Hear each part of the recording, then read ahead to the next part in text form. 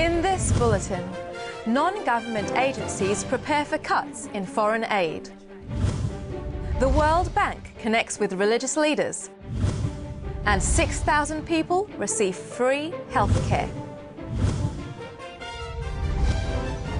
This is InFocus Christian News and Current Affairs.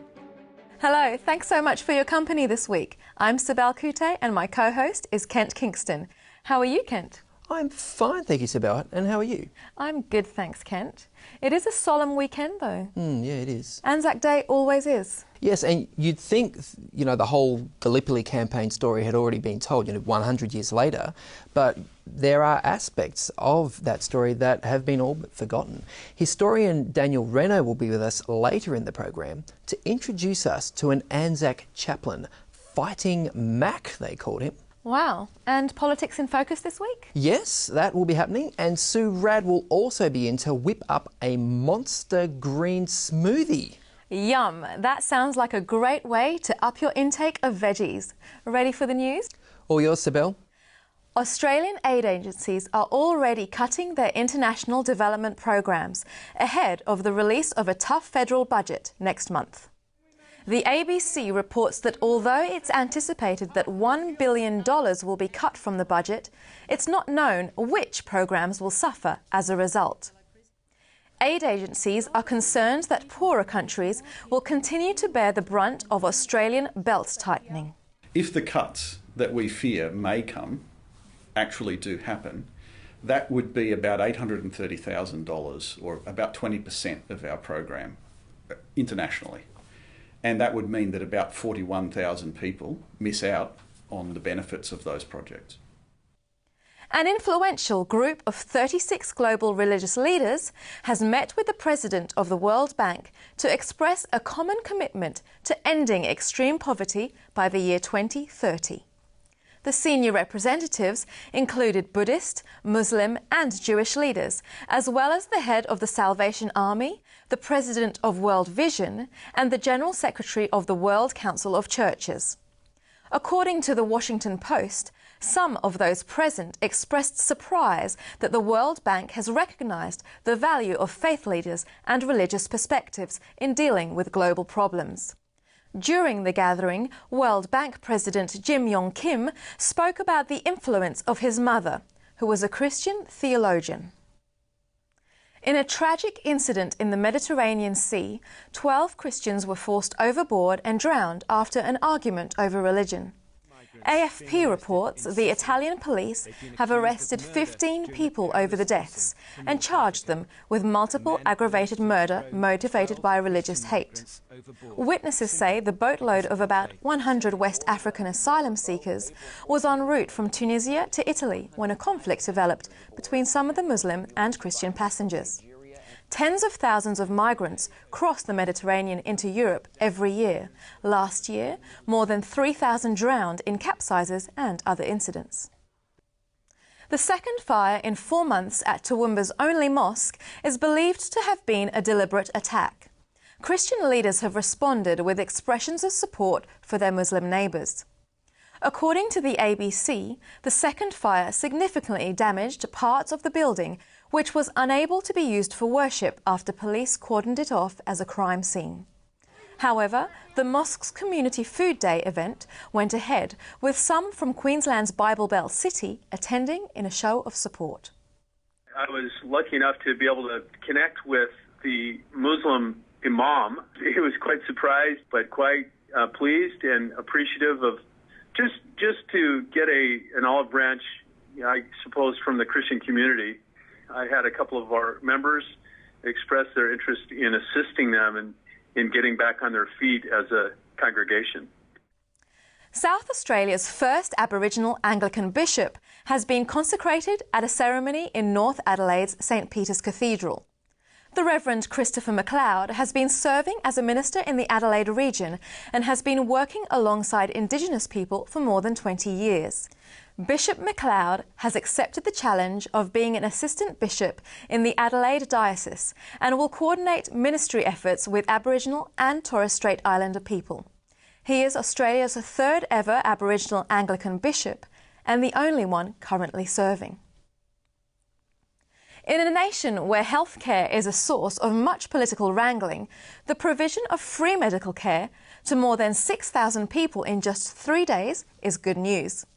More than 1,700 volunteer doctors, dentists and other medical professionals set up a massive clinic in a sports stadium in San Antonio, Texas, tagged "Your Best Pathway to Health." I feel great that there's an opportunity for folks to benefit from the free health care that's being provided today, but I am also worried about what their options are if this event weren't actually happening here today. Would they have access to preventative care? Would they have access to a clinic? So I think that's something we as a community need to think about. The mega clinic was coordinated by Adventist Layman Services and Industries in partnership with the Central Texas Medical Center, one of more than 70 Adventist health facilities around the United States. According to Adventist Review, a similar event is being planned for Washington State later this year. The destruction of homes, schools and churches in Vanuatu by Tropical Cyclone Pam has motivated people around the world to offer generous support. But the people of Vanuatu themselves are also giving sacrificially. An Adventist youth group from a church in Port Vila decided to donate last year's profits of their music DVD to a church building project in Vanuatu's far north, where people have been gathering under a tree for worship.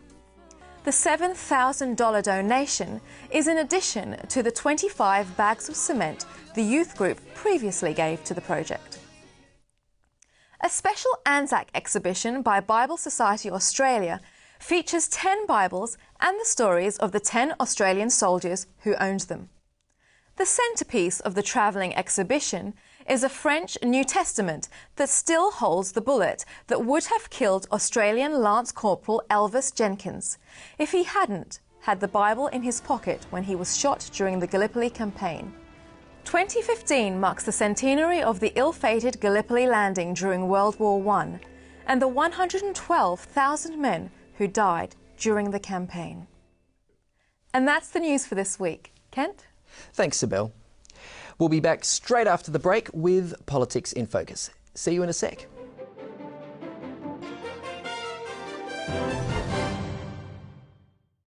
Signs of the Times, a magazine for a world on the brink.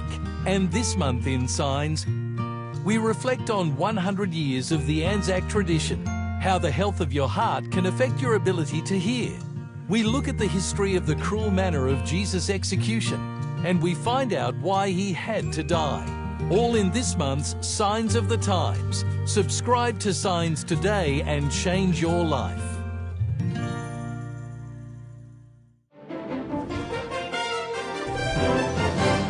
Hello, welcome back. And joining us now from Canberra is Lyle Shelton from the Australian Christian Lobby. How are you, Lyle? Very well, thanks, Kent. Good to be with you.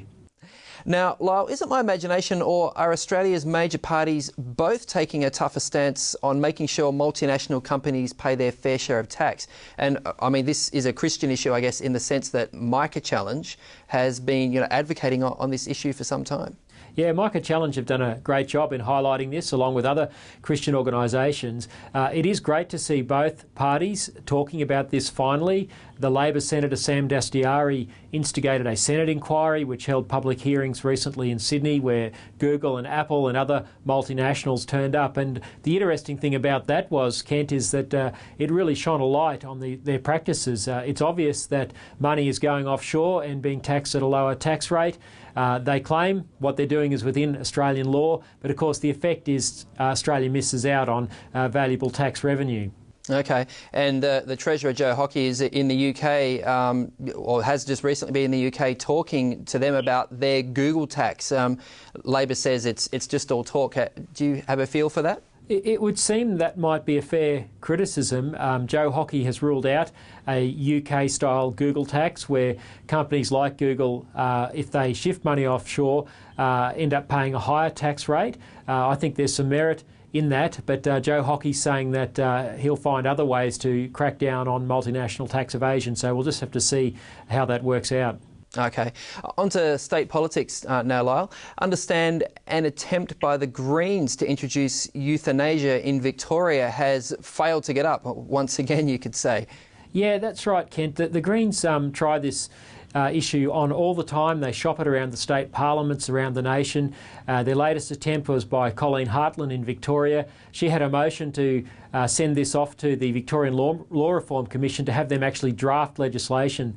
Now, I think that didn't gain support in the parliament because parliamentarians on both sides saw this as evading the normal parliamentary committee process, where a committee would investigate an issue as contentious as euthanasia, call witnesses, cross-examine them, examine the evidence. And of course, where that's happened in other state parliaments, parliamentarians have run a million miles from euthanasia because, as Julia Gillard said, it just can't be made safe. So this latest attempt by the Greens didn't go anywhere, and that's a big win for human dignity. Okay. Hey, thanks for your time this week, Lyle. I know that all of our viewers, don't necessarily see things the same way you do or I do, with euthanasia or a whole range of other issues. But you certainly, do bring those issues into focus for us. So, yeah, thanks so much for your help this week. Pleasure, Ken. Happy to help. And now it's a smooth transition to James Toogood and Food in Focus. Yeah, thanks. Look, green monster smoothies. You can see green smoothies all over the place on TV these days. Why are people excited about green smoothies? That's why we have Sue's Red. Sue, tell us about it. Beautiful kale here. Green smoothies or green juices are an easy way to get some greens into your diet. And many people in Australia, including children, don't eat enough vegetables and in particular are not getting enough greens. And many nutritionists and doctors are excited about this topic. Absolutely, because it's easier to drink something, especially if it tastes good, than to try and munch through a lot of veggies if you're not used to that. So it's a good entry point for eating more vegetables. Okay, in particular greens. In particular greens. And the reason we love greens so much is not because of the chlorophyll that people often talk about. There are lots and lots of phytonutrients in greens. One of the ones that I think is incredibly important is a substance called lutein. Lutein. And lutein protects your eyes from macular degeneration. In other words, protects you from becoming blind. So this is like a sunscreen for your eyes? Absolutely, and it's not just good for your eyes, it's good for your brain. They're showing now that lutein actually prevents you from cognitive decline. So it keeps you sharp in the mind and it keeps you sharp when it comes to vision. So it's a really important thing to be including greens every day into your diet. Now today you're going to be making your green monster smoothie. But the question I have, people are saying smoothies are better than juices or juices are better than... Right. Tell us the difference. So the difference really is very simple. As you know, when you make a juice, you squeeze the liquid from the juice and then you end up throwing out all that fibre. So yeah, you get some vitamins and you get the sugar, but you chuck out all the fibre. Yeah, now, for me it's 3 or 4 apples, 1 glass and down the hatch it goes in 10 seconds. That fibre is really important. You should not be throwing out the fibre. So if you are juicing, add the fibre back and then drink it. Or make a smoothie, because then you've got it all in the one bowl. A complete package. You have. Well, show us about this green and this drink. Well, and my how's it green work monster smoothie, I start with some kale. Let's just grab that. This has been pre-washed. This is going to be a lot of fun. All you do is you take it by the stem and you strip it off. Oh, you strip it off. Now you can use this stem in stir fries. Don't chuck it out. But in terms of making the smoothie, that's all you do. Well, you can see I won't be on one of those man shows. Okay, here we go, carry on. And then we're adding a little bit of spinach as well, baby spinach. Oh, it's baby spinach. You can use it in salads or you can use it in smoothies to add more green colour. Now, I guess it's the next green that goes in. That's this. Mint. Mint is so important because you see... Show us how a lady would do it. Well, just strip off the little leaves, and this has been pre-washed. But the reason I add mint to mine is to improve the flavour, because things like kale come from the brassica family we've spoken about before, and they can be quite bitter. So if you mask it with mint and or things like ginger, which I love to add, you get this amazing flavour and there's no bitterness. I figured it's not for a lady to handle banana with her bare hands, so what does the banana do? It's not green. Well, I'm going to add some banana too. Oh, thank you.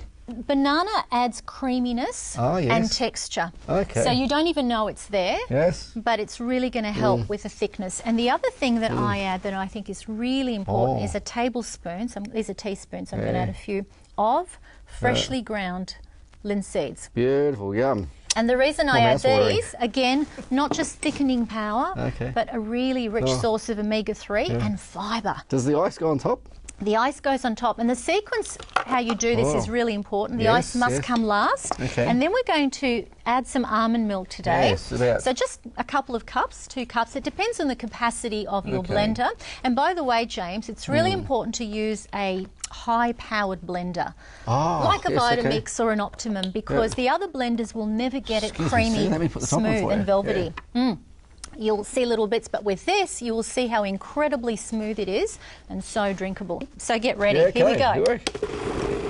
And we slowly increase the power. And you're going to hear the ice now being crunched. Wonderful, wonderful. Let me get some glass.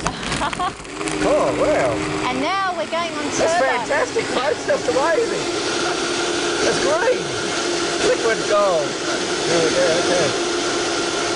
Amazing. Well, folks, there it goes. We've got our beautiful, delicious green smoothie. I just have to, you're right there. Peel off. Let me just hold this and you hold the glass. Let's do some taste testing. And this is so yummy. Okay, if you get a glass Adults for you. and kids will love this. You know, my mouth's actually watering soon. I should hope so. Yes. It's truly delicious. Yes. Cheers. So here's to my green monster smoothie, and you can get this recipe free. It's from the website. From our website. Ah, the green monster smoothie. Have a go. It's just lip-smacking delicious. It's beautiful. You'll love it. Thank you. Yes, enjoy. That was just crazy. Travel back in time to ancient civilizations with Archaeological Diggings digital magazine. This month, Diggings looks at the Shroud of Turin, one of the most studied artefacts in history. But is it really Jesus as claimed? We explore how ancient Egyptians not just adored, but literally worshipped their pets. And we also bring you the latest news from the fascinating world of archaeology. Don't miss an issue. Subscribe online or ask for Archaeological Diggings at your local newsagent.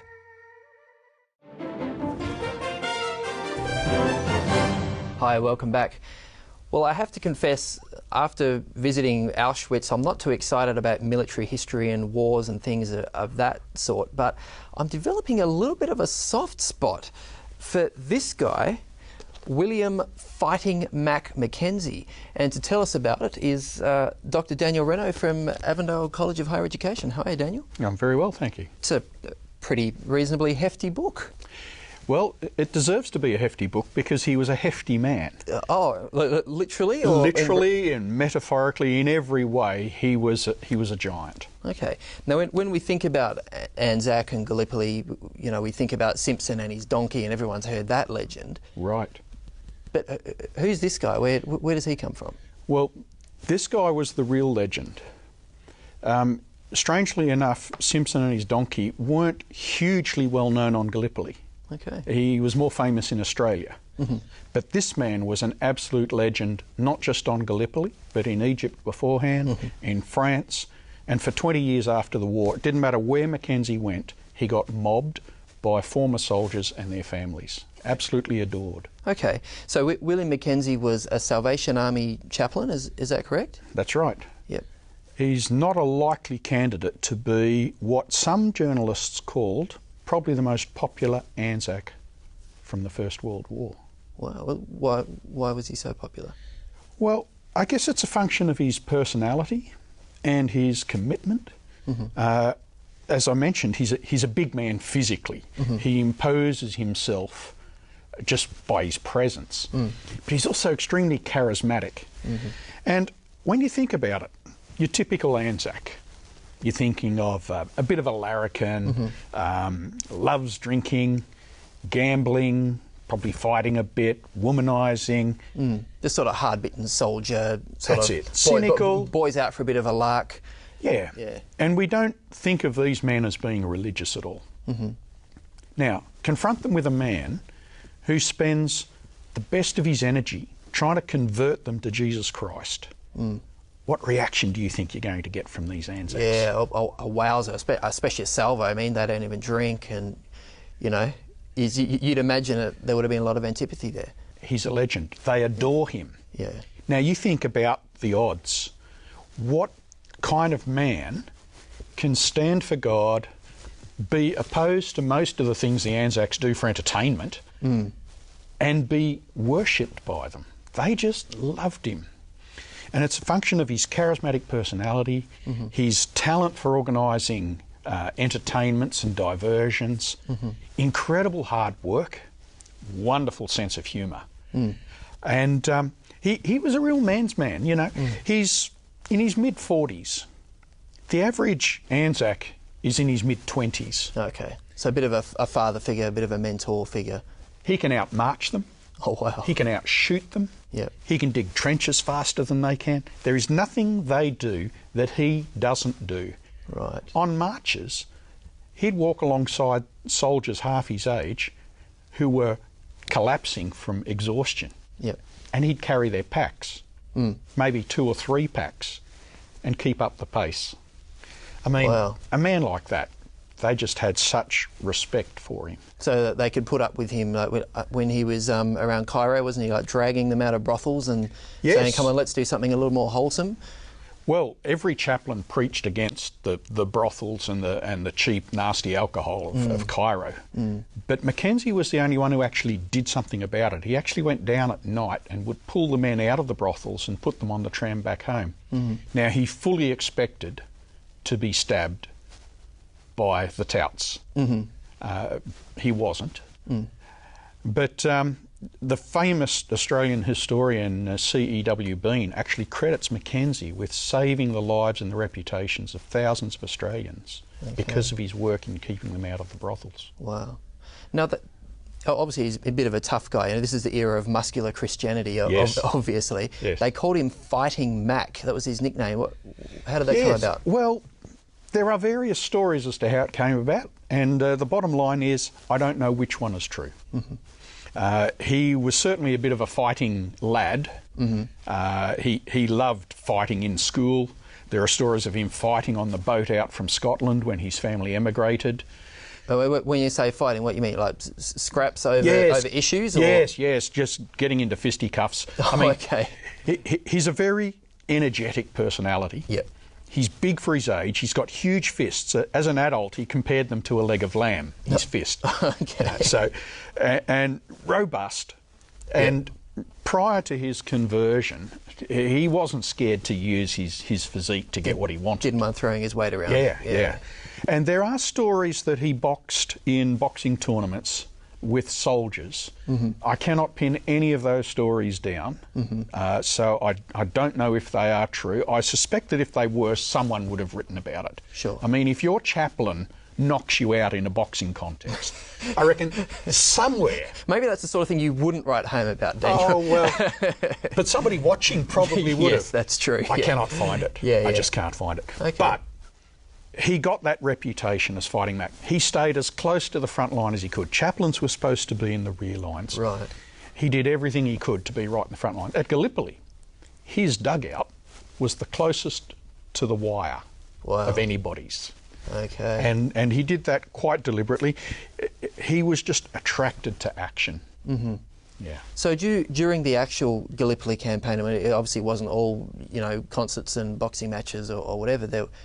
Men were dying, thousands died. Yes.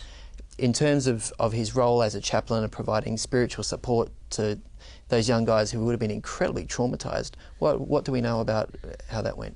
Well, again, it's on Gallipoli that he really makes his name. Yep.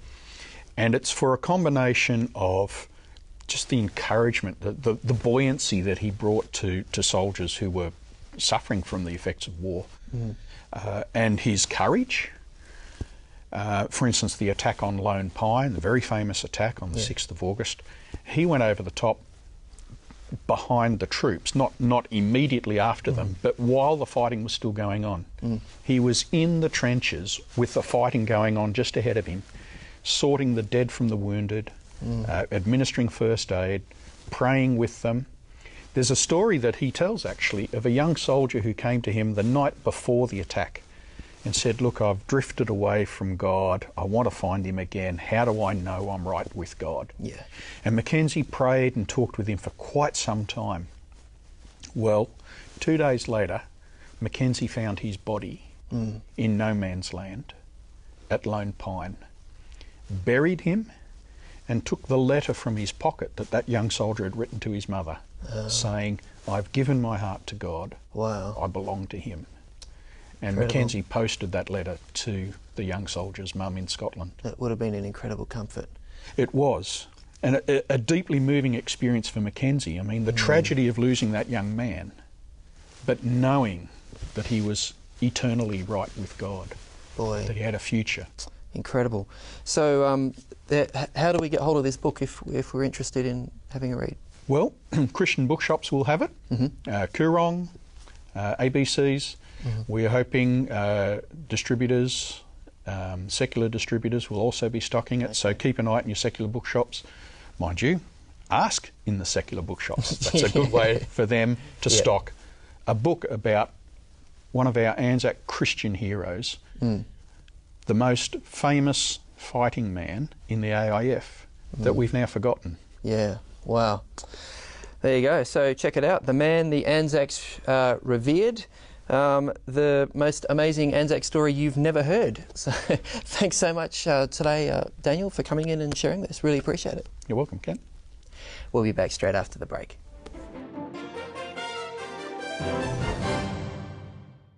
Thousands of years ago, a series of ancient prophecies were disguised within a system of mysterious symbols. For centuries, these remarkable predictions have been sealed to the world until now.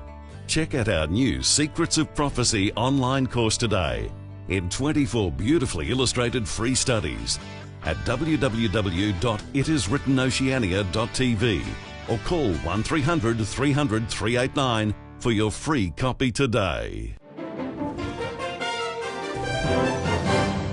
Hello, welcome back. Now, Sibel, are you an Australian citizen? I am, for a year this week. Oh, well, congratulations. Thank you. But as an Australian, Sibel, knowing more about Anzac Day is an important part, Yes. you know, of your nationality, and also if you're a New Zealander. So I've got a couple of questions for you from Wikipedia. Oh, no. Yes. So out of all those nations who fought in the Gallipoli campaign, which nation actually lost the most soldiers? Can I phone a friend? You may not. No. Australia? No, it wasn't. It was actually the Ottoman Empire, which is Turkey, of course, today. They lost half of the men who died in that campaign, 56,000, which is huge. Wow. Yeah. That is huge. And out of the Allies, of course, Australia was one that you've mentioned. Which country lost the most there, do you think? England?